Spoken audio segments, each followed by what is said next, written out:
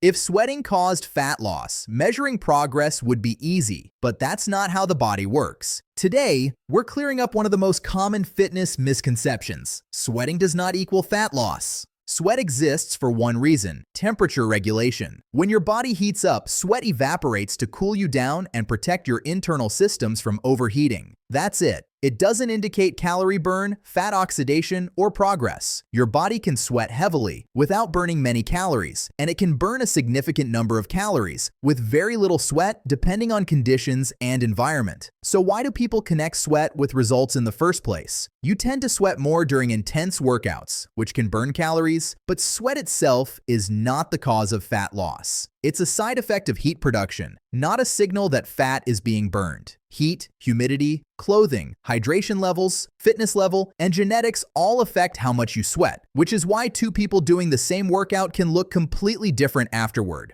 But intensity matters, right? So, doesn't more sweat still mean more fat loss? Not necessarily. Heavy strength training may produce minimal sweat while still burning calories and preserving lean muscle, which is critical for long-term fat loss and metabolic health. Meanwhile, light exercise in a hot room can cause heavy sweating with relatively low energy expenditure. The sweat looks impressive, but the metabolic impact may be small. Then why do people look leaner after sweating a lot? That's water loss. Dehydration reduces the fluid stored under the skin, creating a temporarily tighter and leaner appearance. This effect is short-lived, and once you rehydrate, body weight and appearance return to normal. No fat was lost in the process, just water.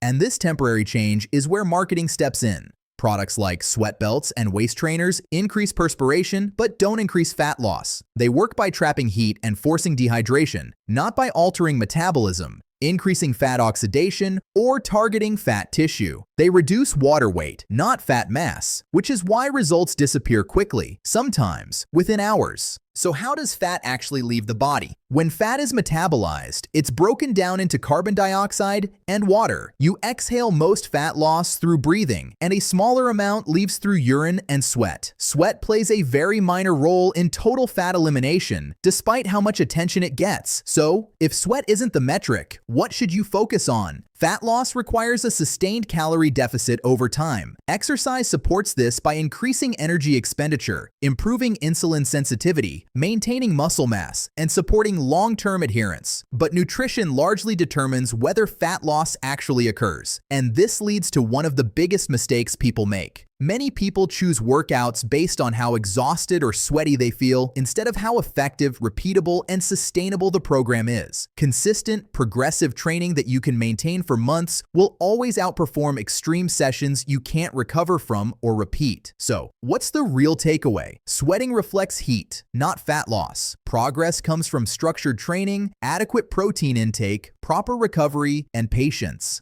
Fat loss is simple in concept, but it rewards consistency, not shortcuts. Understanding how the body actually works saves time, money, and frustration. Subscribe for more evidence-based fitness explanations because results come from knowledge, not myths.